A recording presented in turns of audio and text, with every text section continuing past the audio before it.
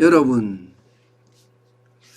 북한의 식량 위기가 지금 만만치 않은 것으로 보입니다.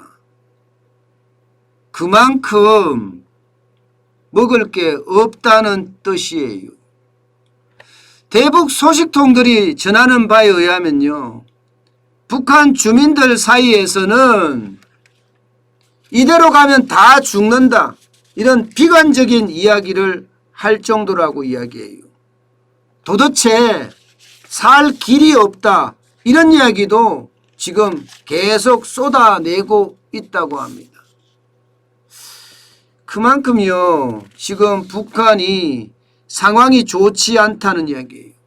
방법이 없다, 해결책이 나오지 않는다, 이런 이야기도 지금 곳곳에서 이야기하거든요. 심지어는요, 안찬일이라고 세계 북한 연구센터 소장입니다. 이 탈북민 출신입니다. 이분이 얼마 전에 함경도 지역의 주민과 통화를 했는데 살기가 점점 어렵다, 7, 8월이 상당히 위기라 공포심이 조성되고 있다, 이렇게까지 이야기했답니다. 7, 8월이 상당히 위기라 공포심이 조장되고 있다. 이 말은 북한의 민심이 좋지 않다, 이런 이야기도 되는 거잖아요. 그죠? 그만큼 상황이 지금 좋지 않은 상황으로 점점 몰려가고 있는 것 아닌가, 이렇게 지금 예측을 하고 있습니다. 오죽했으면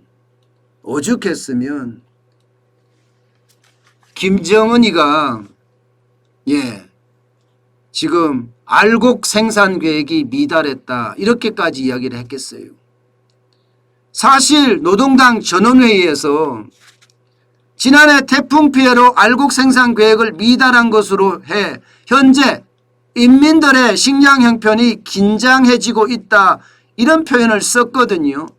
여러분 알다시피 북한은 절대군주제예요. 김정은의 말이면 모든 게 다 통하는 게 북한이에요. 그런데 본인이 노동당 전원회의 첫날에 그것도 알곡 생산 계획이 미달했다, 이렇게 실토한 것은 본인의 국정 능력이 떨어졌다는 것을 이야기할 수도 있는 거거든요. 그런데도 불구하고 이 말을 했다는 것은 그만큼 북한의 식량 사정이 심각하다, 이것을 반영한 것은 아니냐, 이렇게 해석을 하고 있습니다. 여러분, 어느 나라 대통령이든 어느 나라 지도자, 최고 지도자는요, 자기가 실패한 것을 이야기하지 않습니다. 오히려 자화자찬해요. 문재인 대통령도 보세요. ILO 국제노동기구 총회에서 소득주도 성장정책 성공리에 정착했다, 이렇게 이야기했잖아요. 우리 온 국민들은 어떻게 합니까? 소득주도 성장정책 때문에 대한민국 경제가 망가졌다, 이렇게 이야기합니다. 온 국민은. 그러나 문재인 대통령은 아니었잖아요. 소득주도 성장정책이 성공해서 포용성장정책으로 가고 있다, 이런 표현을 썼잖아요. 그만큼 절대로 실패했다는 단어를 안 씁니다. 그런데도 불구하고 북한의 김정은이 이런 말을 썼다는 자체는 결국이요, 식량난이 최악으로 간다, 그래서 이대로 가면 다 죽는다는 주민의 말과도 일맥상통한 말입니다. 그만큼 여러분, 식량 생산량은요 쭉쭉 떨어지고 있습니다. 실제로 말입니다, 우리 농촌진흥청이 예측한 북한의 생산량입니다. 여러분도 알다시피 2020년에 440만 톤이에요. 440만 톤. 440만 톤 정도면요, 1990년대 고난의 행군 때까지 정도는 아니지만 김정은 체제가 만들어지고 나서는 지금 최악으로 가고 있다는 겁니다. 2015년에도 451만 톤이었죠. 2016년에 482만 톤. 계속 늘어났습니다. 470만 톤. 2018년 좀 줄어서 456만 톤. 2019년에는 464만 톤. 그런데 2020년 작년에는 440만 톤이에요. 그래도 그럴 수밖에 없는 게 여러분, 장마가 54일 동안 계속됐잖아요. 장마가 54일 동안 계속되니까 대한민국도 쌀값이 그렇게 많이 올라간 이유가 생산량이 확 줄었기 때문이거든요. 장마가 54일 동안 있으면요, 햇빛을 벼가 덜 받게 됩니다. 그러면 당연히 생산량이 줄고요. 게다가 장마가 오랫동안 하다 보니까 썰어버린 것도 많아요. 북한도 마찬가지란 뜻입니다. 북한도. 그만큼 북한은 지금 우리보다도 더 힘겹다 이렇게 이야기할 정도고요. 1kg의 쌀값이, 이게 데일리 NK라는 북한 전문 매체입니다. 4,100원이었던 것이 평양에는 지금 5,000원까지 올랐대요. 5,000원. 우리만큼 올랐죠. 우리만큼. 그만큼요, 이게 쌀값이 왔다 갔다 한다고 이야기할 정도로 쌀값이 지금 굉장히 많이 오르고 있다고 이야기합니다. 저는 결국 말입니다, 북한도 굉장히 지금 어려움에 처해 있다 이렇게 보이는 거예요. 오죽했으면 전업주부 13,700여 명을 황해남도 농장에다가 정착시키는 초강수를 썼겠습니까?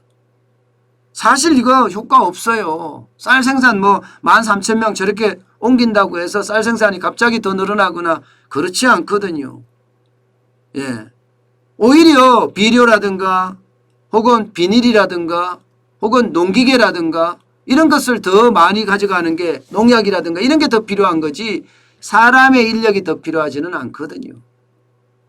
저는 북한이 이 정도의 식량난, 우리나라가 주겠다는 쌀도 거부했지만 사실 북한 내에는 지금 심각한 식량난이 여기저기서 터지고 있다 이렇게 해석되고 있는 부분입니다.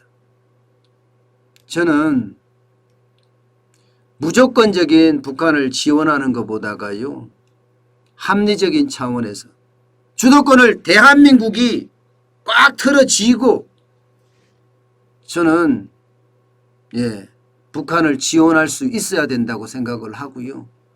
협상에서도 당당한 협상이 돼야 됩니다. 지금 문재인 대통령처럼, 문재인 정부처럼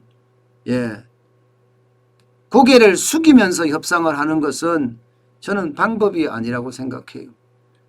북한이 지금 쌀 때문에 결국은 대한민국의 협상 어느 순간에는 올해까지도 만약에 장마가 진다면 받아들일 수밖에 없는데 그때는요, 당당하게 해야 됩니다. 비굴한 외교, 굴욕적인 외교는 이제 필요가 없어요. 특히 북한에 대해서도 도대체 남한에서 뜯어가려고만 하잖아요. 베풀지도 않고 남한에서 뜯어가려고만 해. 이것은 안 됩니다. 사실 여러분도 알지만 남한에서 돈 벌어서 중국을 통해서 북한으로 돈을 송금되는 돈이 굉장히 많아요. 이게 적은 수가 아닙니다. 제대로 통계가 안 밝혀져서 그렇지 이게 엄청납니다.